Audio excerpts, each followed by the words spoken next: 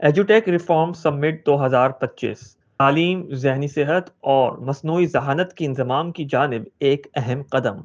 Federation of Pakistan chambers of commerce and industry FPCCI کی education reforms committee کے تحت ایجوٹیک reform سمٹ 2025 کا انعقاد بروز جمعہ 8 اگست کو فیڈریشن ہاؤس کراچی میں کیا جا رہا ہے۔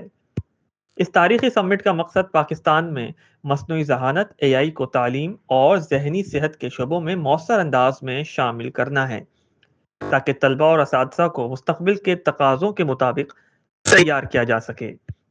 سمٹ کا ایک اہم حصہ ایک پینل ڈسکشن بھی ہے جو شام 4 بجے سے لے کر 5 بجے کے دوران منعقد ہوگا، جس میں ذہنی صحت، فلاح و بہبود اور AI کے کردار پر روشنی ڈالی جائے گی۔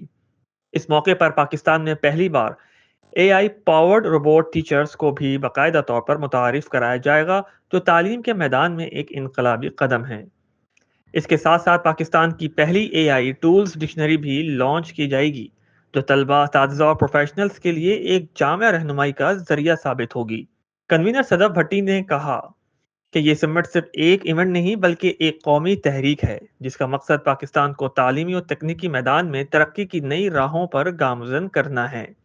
انہوں نے ان تمام معزز افراد اور اداروں کا خصوصی شکریہ ادا کیا جنہوں نے اس مشن میں ان کا ساتھ دیا، خصوصاً Fahad Shafiq, coordinator prime minister youth programme, جنہوں نے حکومتی سطح پر تعاون فراہم کیا۔ Fahad Shafiq, coordinator prime minister youth programme, جنہوں نے حکومتی سطح پر تعاون فراہم کیا۔ Sir Syed University of Engineering and Technology, جو شراکت دار ادارے کے طور پر شامل ہے۔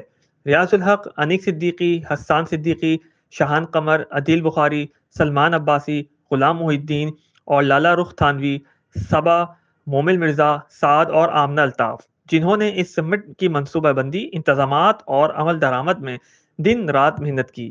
صدف بھٹی نے مزید کہا کہ یہ تمام افراد اور ادارے ایک ٹیم کی طرح کام کر رہے ہیں تاکہ پاکستان کو تعلیم، ذہنی صحت اور AI کی امتزاج سے ترقی کی نئی بلندیوں تک پہنچایا جا سکے۔